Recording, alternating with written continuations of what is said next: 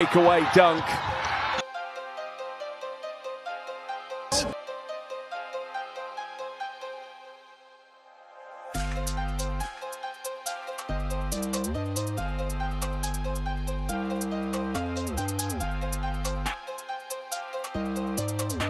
Inside, Gelback with the two-hander.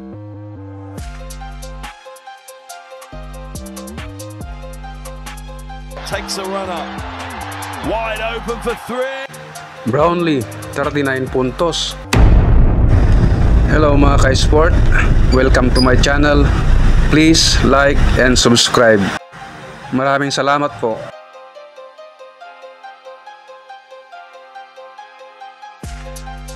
Sa isang 4-nation friendly games. Ang purpose ni Coach Timcon ay paglaruin at masubukan ang dalawang Gilas players na nagbabalik na walang iba kundi si AG Edo at saka si Jamie Malonzo. Sa unang game ng Gilas against Qatar ay nanalo tayo sa isang come from behind win sa score na 74-71.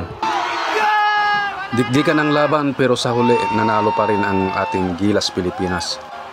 Pero sa sumunod na mga pangyayari ay parang nagbabalik ang alaalang ng nakaraan, kung saan lagi tayong tambak sa malalakas na kupunan ng Middle East countries at mga European.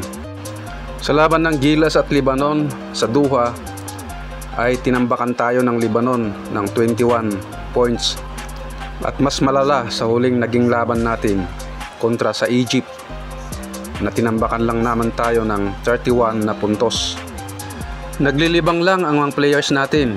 Yan ang sabi ng mga iba na fanatic sa ating Gilas. At si Coach Timcon naman ay nag-iimbento ng mga plays na pwede natin gamitin sa paghahanda natin sa FIBA Asia Cup. Kay Soto, ang biggest factor kung bakit nagkasunod-sunod ang kanilang talo, nawala yung intimidating factor ni Kay Soto inside the court, lalo na sa ilalim. Hindi basta nakakapasok ang kalaban, basta nandoon sa loob si Kay Soto. Kaya naman mayroon confidence ang ating mga player na tumira sa labas dahil na rin yan na nandoon si Kay Soto sa loob. Mas maganda talaga ang depensa natin kung mayroon tayong 7-3 na Kay Soto sa loob. Kaya kailangan talaga natin si Kay Joe na makabalik sa ating team. Hopefully mapadali ang paggaling ni Kay Soto para makapaglaro siya in time sa August sa FIBA Asia Cup.